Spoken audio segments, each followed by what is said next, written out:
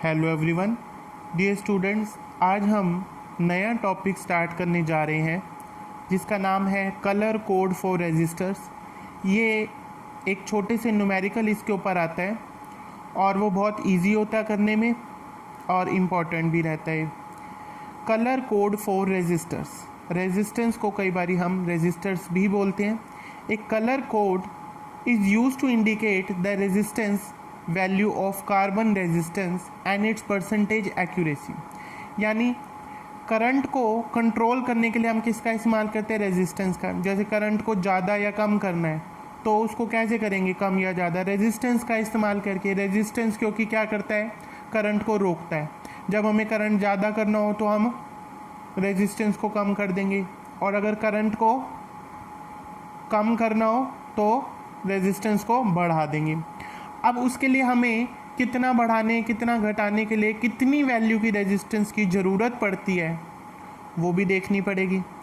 तो जो हमारे को बाज़ार में मार्केट में जो रेजिस्टेंसेस मिलती हैं उनके ऊपर एक कोड बना होता है। उस कोड के हिसाब से ही उसकी वैल्यू का पता लगता है कि ये कितने ओम की रेजिस्टेंस है और ये टेम्परेचर के हिसाब से कितने % एक्यूरेट है, यानी पक्का ये काम करेगी। तो उसके लिए पहले कुछ एक कोड बनाया गया है जिसके लिए आप ये टेबल पे ध्यान देंगे। इसमें पहला कॉलम जो है वो है कलर का। उसमें हमने कलर्स के नाम लिख लिए कि कौन कौन से कलर हो सकते हैं कोड के अंदर। Black, brown, red, orange, red के बाद orange, yellow, green, blue, violet, grey, white, gold, silver, ये सारे कलर। और उसके बाद 3 हमने और लिखे हैं, गोल्ड, सिल्वर और नो कलर। इसके साथ लिखा है टॉलरेंस। फिर सेकंड कॉलम है लेटर एज ए नीड, यानी BBROY रॉय, GB वॉयलेट के लिए, G ग्रे, W वाइट के लिए। ऐसे जो इनके ये लेटर्स है फर्स्ट ये उठा लिए।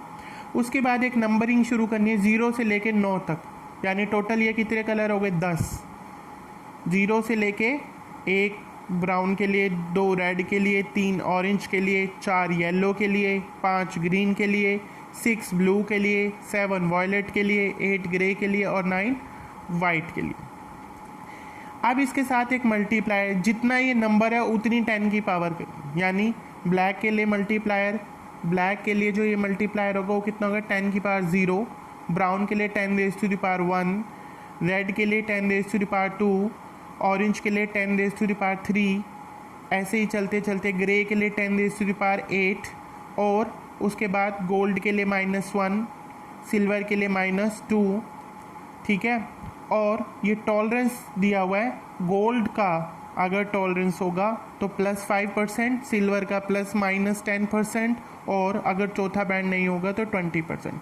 बैंड का मतलब क्या होता है, अभी मैं इसको और एग्जांपल से बताऊंगा कि आप इसे कलर्स के नाम को याद कैसे रखोगे। ध्यान से देखो, हमने पहले इनके कलर के नाम लिखे थे पूरे, और उसके बाद हमने इसके अंदर एड के लिए फर्स्ट लेटर सबका उठाया था। उसको हम याद रखेंगे ऐसे कि BB Roy of great Britain has very good wife, यानी BB रॉय, ये तो हो गया 0 1 2 3 4 तक। ग्रेट का G, ब्रिटेन का B, वेरी का V, गुड का 8 और W का वाइफ का 9, और वियरिंग गोल्ड सिल्वर नेकलेस, यानी gold silver N, G silver का S और N का मतलब ये नो 4th बैंड। अब हम इसका एक एग्जांपल ले लेते हैं जिससे हमें बहुत अच्छे से समझ आ जाएगा कि कैसे हमने इसको करना है। जैसे देखो, इसमें how to read the value of a resistor. The value of resistor of a carbon are indicated by 4 coloured band painted on them. यानी एक रेजिस्टर के ऊपर, कार्बन रेजिस्टर के ऊपर 4 तरह के रंगों के बैंड होते हैं। इसकी एक फ़ोटो मैं आपके पास अभी भेज भी दूंगा वीडियो पूरी होने के बाद, जिससे आपको पता लगेगा कि रेजिस्टेंसेस कैसे दिखते हैं मार्केट में, हम उसे कैसे इस्तेमाल करते हैं। अगर हम लैब में होते तो मैं आपको ओरिजिनली दिखा देता, फ़िलहाल मैं आपको उसकी पिक भेज के भी आपको समझ आएगी, मोस्टली आप बच्चों ने देख रखी है वो। अब इसके अंदर first point, the first band indicate the first significant figure. पहला बैंड जो होगा कलर का वो पहली सिग्निफिकेंट फिगर को दर्शाएगा। Second band indicates the second significant figure, वो दूसरी सिग्निफिकेंट फिगर को दर्शाएगा। तीसरा जो है third band indicates the power of 10 with which the above two significant must be multiplied to get the value in ohm, यानी तीसरे का हम मल्टीप्लायर लेंगे। और चौथे बैंड के लिए the fourth band gives the tolerance of the limit of accuracy. चौथा बैंड हमें एक्यूरेसी के बारे में बताएगा। जैसे फॉर एग्जांपल ये हमने एक रेजिस्टेंस दिखाई है, इस रेजिस्टेंस के ऊपर 4 रंगों की ये पट्टी यानी स्ट्रिप जो है ये छपी होगी। इसने एग्जांपल लिया है कि माना कि पहला कलर जो है वो येलो है, दूसरा कलर जो है वो वॉयलेट है, तीसरे कलर की जो पट्टी है वो ब्राउन है, और चौथी जो थोड़ी गैप के बाद है वो है गोल्ड। तो हमने इनको अब डिकोड करके पता लगाना है कि ये रेजिस्टेंस जो है वो कितने ओम की रेजिस्टेंस है। जैसा कि हम देख पा रहे हैं कि फर्स्ट कलर जो है वो येलो है, तो येलो के लिए हम अपनी टेबल में अगर नज़र मारें पीछे तो हम देखेंगे कि येलो के लिए फर्स्ट सिग्निफिकेंट फिगर कितनी है 4। वॉयलेट दूसरी कलर में है, वॉयलेट के लिए है 7, तो ये हो जाएगा 47। तीसरा कलर है ब्राउन, तीसरे कलर के लिए हमने पढ़ा था कि third band indicate the power of 10, यानी उसको हम 10 की पावर में ले लेंगे। कितना 1 है तो 10 की पावर 1 मल्टीप्लाई कर लेंगे।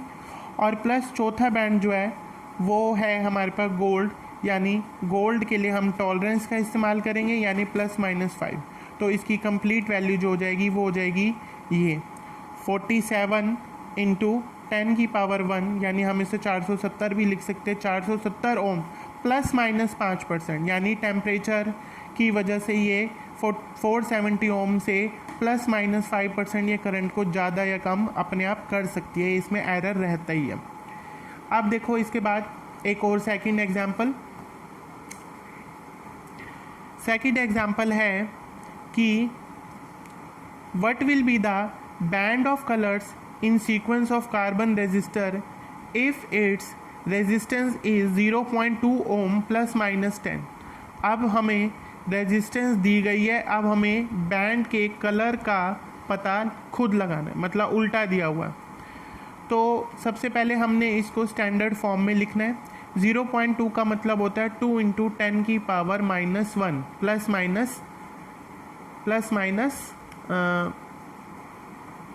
±10%।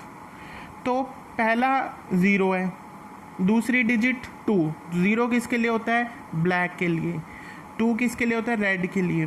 और -1 किसके लिए होता है? 10 की पावर -1 गोल्ड के लिए। और टॉलरेंस कितनी होगी? +-1 is indicated by silver ring, यानी पहले कलर की पट्टी होगी ब्लैक, दूसरी होगी रेड, तीसरी होगी गोल्ड और चौथी भी होगी गोल्ड। तो इस तरीके से हमने डिकोड कर लिया। क्वेश्चन यही था कि what will be the bands of colour in sequence of carbon resistance in resistance is 0.2 ±10%। तो हमने ये पता लगाया कि ब्लैक, रेड, गोल्ड और सिल्वर का रिंग इसमें होगा।